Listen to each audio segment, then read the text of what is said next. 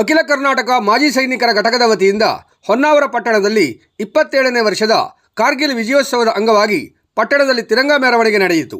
ಬೃಹತ್ ತಿರಂಗ ಮೆರವಣಿಗೆಯು ಹೊನ್ನಾವರ ಪಟ್ಟಣದ ಶರಾವತಿ ಸರ್ಕಲ್ ಮೂಲಕ ಪಟ್ಟಣದ ವಿವಿಧೆಡೆ ಸಂಚರಿಸಿ ನ್ಯೂ ಇಂಗ್ಲಿಷ್ ಸ್ಕೂಲ್ ಸಮೀಪ ಸಮಾರೋಪಗೊಂಡಿತು. ಮೆರವಣಿಗೆ ಸಾಗುವಾಗ ದೇಶಭಕ್ತಿಯ ಜಯಘೋಷ ಮೊಳಗಿತು. ನಂತರ ನ್ಯೂ ಇಂಗ್ಲಿಷ್ ಸ್ಕೂಲ್ ಸಭಾಭವನದಲ್ಲಿ ನಡೆದ ಕಾರ್ಗಿಲ್ ವೀರ ಯೋಧರಿಗೆ ಪುಷ್ಪನಮನ ಸಲ್ಲಿಸಲಾಯಿತು. ದೇಶ ಸೇವೆಗಾಗಿ ಹುತಾತ್ಮರಾದ ಯೋಧರಿಗೆ ಮೌನಾಚರಣೆಯ ಗೌರವ ಸಲ್ಲಿಸಲಾಯಿತು. ತಾಲೂಕಿನ ಹುತಾತ್ಮ 3 ಯೋಧ ಕುಟುಂಬದ ಸದಸ್ಯರನ್ನು ಸನ್ಮಾನಿಸಿ ಗೌರವಿಸಲಾಯಿತು. ತಹಶೀಲ್ದಾರ್ ಪ್ರವೀಣ್ ಕರಾಂಡೆ ಮಾತನಾಡಿ, ಸೈನಿಕರು ತಮ್ಮ ವೈಯಕ್ತಿಕ ಜೀವನವನ್ನು ಮರೆತು ದೇಶಕ್ಕಾಗಿ ಸೇವೆ ಸಲ್ಲಿಸುತ್ತಾರೆ. ತಾಲೂಕಿನಲ್ಲಿರುವ ಮಾಜಿ ಸೈನಿಕರಿಗೆ ಅಗತ್ಯ ಸೌಲಭ್ಯಗಳನ್ನು ಒದಗಿಸಲು ಕ್ರಮವಹಿಸಲಾಗುವುದು ಎಂದರು.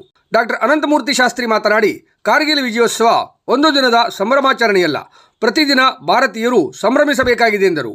ಮಾಜಿ ಸೈನಿಕ ಸಂಘದ ತಾಲೂಕಾ ಅಧ್ಯಕ್ಷ ಕ್ಯಾಪ್ಟನ್ ಅಶೋಕ್ ನಾಯ್ಕ್ ಮಾತನಾಡಿ, ಕಾರ್ಗಿಲ್ ಪ್ರದೇಶದಲ್ಲಿ 3 ತಿಂಗಳ ಬಳಿಕ ನೆರೆಯ ಪಾಕಿಸ್ತಾನದವರು ನಮ್ಮ ಯೋಧರ ಮೇಲೆ ಗುಂಡಿನ ದಾಳಿ ನಡೆಸಿದ್ದರು. ಸರಿಸುಮಾರು 3 ತಿಂಗಳ ಬಳಿಕ ಜುಲೈ 26ರಂದು ಯುದ್ಧದಲ್ಲಿ ಭಾರತವು ಗೆಲುವು ಸಾಧಿಸಿತು. ಅಂದಿನಿಂದ ದೇಶದೆಲ್ಲೆಡೆ ಈ ದಿನವನ್ನು ಸಂಭ್ರಮಾಚರಣೆಯಾಗಿ ಮಾಡಲಾಗುತ್ತಿದೆ ಎಂದರು.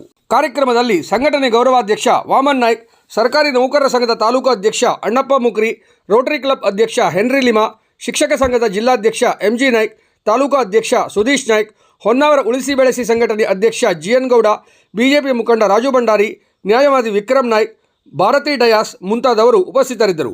ಮಾಜಿ ಸೈನಿಕ ಸಂಘದ ಕಾರ್ಯದರ್ಶಿ ರಾಜೇಶ್ ನಾಯ್ಕ್ ಸ್ವಾಗತಿಸಿ, ಕೋಶಾಧ್ಯಕ್ಷ ರವಿ ನಾಯ್ಕ್ ವಂದಿಸಿದರು. ದಿನೇಶ್ ಕಾಮತ್ ಕಾರ್ಯಕ್ರಮ ನಿರ್ವಹಿಸಿದರು. ವಿವಿಧ ಸಂಘಟನೆಯ ವತಿಯಿಂದ ನಿವೃತ್ತ ಸೈನಿಕರನ್ನು ಸನ್ಮಾನಿಸಿ ಗೌರವಿಸಲಾಯಿತು.